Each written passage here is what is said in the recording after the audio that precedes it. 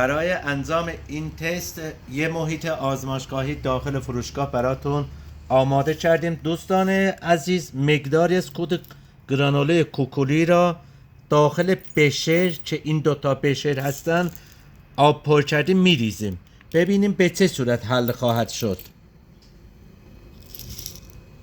دوستان این کود حاوی 26 عنصر به علاوه امپیکا که عبارت است از 2 باکتری فعال و چتین ریشه‌زایی و انواع اقسام آمینو اسید، نیتروژن، فسفر، پتاسیم، فلویک اسید، پتاسیم و فلویک، زلبش دریایی و یک کد کامل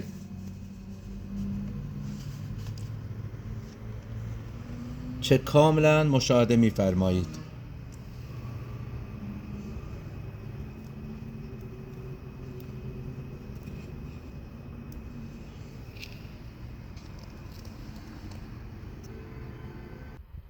دوستان عزیز، کاملا مشاهده می‌فرمایید که به چه صورت کاملا محلول میشه. 100% کاملا قابل مشاهده است. دقت می‌فرمایید.